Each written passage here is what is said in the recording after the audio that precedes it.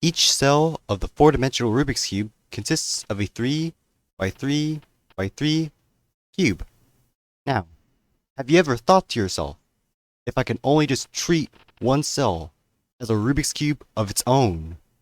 Well, this video, you're about to learn how to do that very thing. It's through a trick called RKT. You're using this right face here, and you're basically using this face in order to treat this face as a regular Rubik's Cube. Let me elaborate.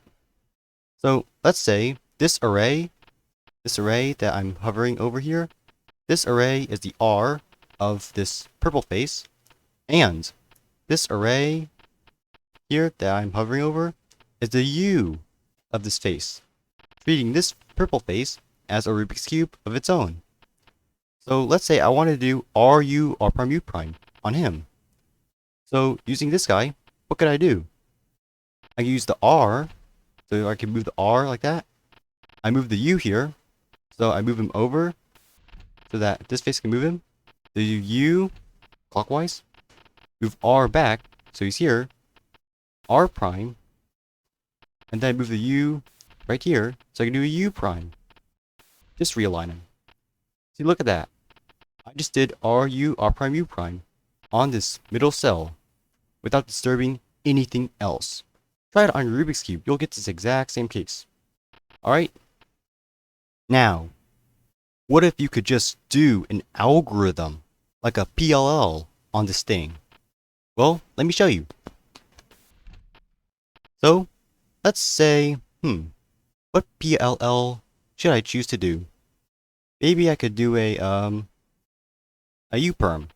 So let's say R2 times, then I move the U here, so that I could do the U, move R back, R, U, you know the rest, R prime, U prime, R prime, U prime, R prime, U,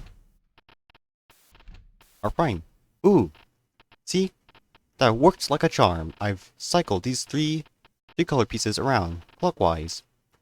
See, as if they were just edges of this little Rubik's Cube here. However, you should not limit yourself only to edges. This can actually stretch to corners as well.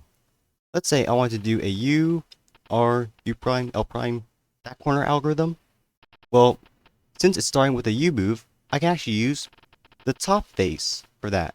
I do the U, move the R here, so I do the R, U prime, then L prime, U, R prime, U prime, L. See, look at that. I just cycled these three four-colored pieces as if they were mere corners of this tiny little Rubik's Cube. See? Don't you believe that? I just treated it like a Rubik's Cube of its own. However, you should keep in note one problem. You cannot do things like a T-perm or a J-perm or an F-perm or something like that. Why? Why, senpai? Why?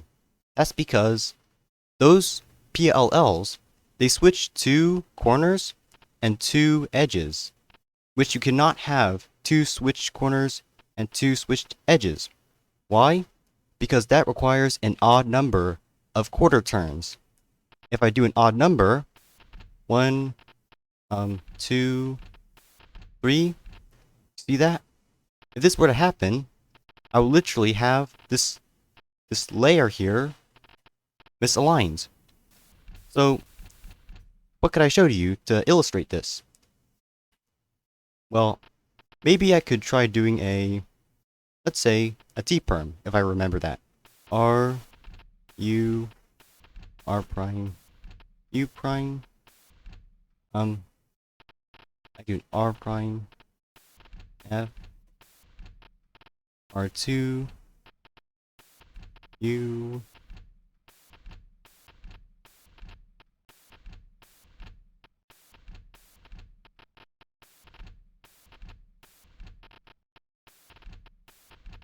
alright, there, see? I did the T-perm. I swapped these two four colors and these two three colors, but look, see this bunch that's misaligned? He's supposed to be here. But if I move him there, it's going to be one twist away. It's going to add an R. But that can't be there. See? If I were to correct it, it would misalign this guy. But if I correct the inner cube, it would misalign the rest of the face. So that's basically a proof of why you cannot have two swapped 4 colors and two swapped 3 colors on a 4-dimensional Rubik's Cube because of this mere thing that occurs. Alright? So if you have any questions, ask them all in the comment section and subscribe for more 4D puzzles, and I'll see you in the next video.